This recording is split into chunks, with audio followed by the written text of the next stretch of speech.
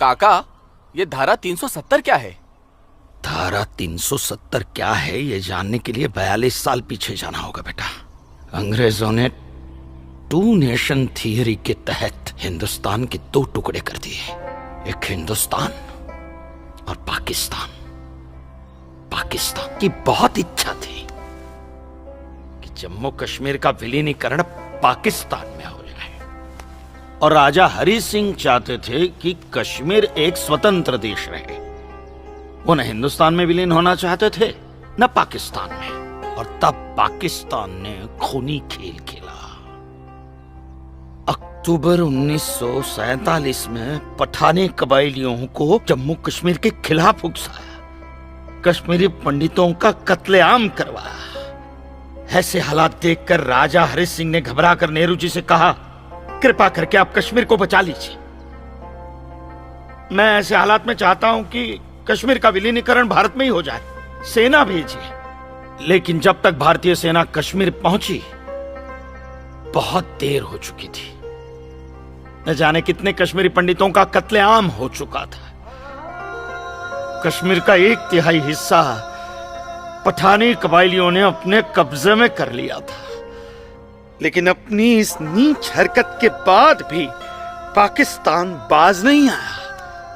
पठानी कबायलियों और भारतीय सेना के बीच युद्ध जारी रखा पाकिस्तान ने। संयुक्त राष्ट्र सुरक्षा परिषद के 3 सदस्य आयोग की रिपोर्ट पर 13 अगस्त 1948 को पठानी कबायलियों और भारतीय सेना के बीच युद्ध विराम घोषित हुआ, और यह तय किया गया कि कश्मीर समस्या का हल जनमत के आधार पर ही होगा। सितंबर 1951 में मताधिकार के बाद एक बार फिर जम्मू कश्मीर के भारत में विलय की पुष्टि की गई, मगर इसी दौरान शेख अब्दुल्ला ने अपने हाथों से धारा 370 का ड्राफ्ट तैयार किया और नेहरू जी को सौंपा।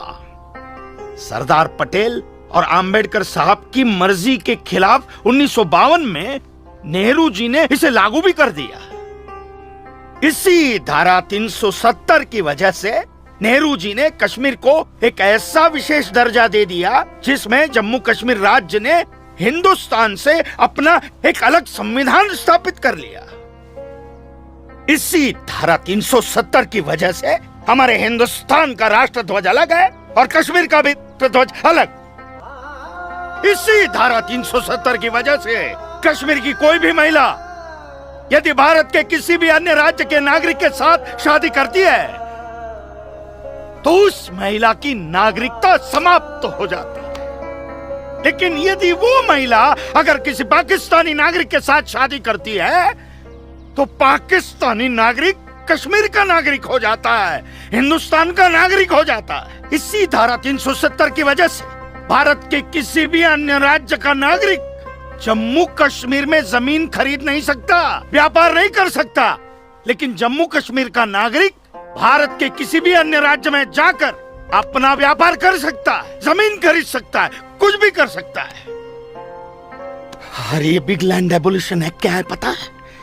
यदि जम्मू कश्मीर का कोई भी मुसलमान जमीन ठेके पर लेकर खेती करता है तो कश्मीर की सरकार उस हिंदू को बिना मुआवजा दिए वो जमीन जबरन उस मुसलमान को दे सकती है। ये है बिग लैंड एबोलिशन एक्ट, ये है धारा 370-35 से, और इसी का नतीजा है ये गिरधारी जी का फैसला। और सिर्फ यही नहीं, ये जो सरकार की ऋण निरस्तीकरण योजना है ना, इसके अंतर्गत उन सारे मुसलमानों का कर्जा माफ कर दिया जाएगा जो उन्होंने हिंदुओं से लिया। बताइए।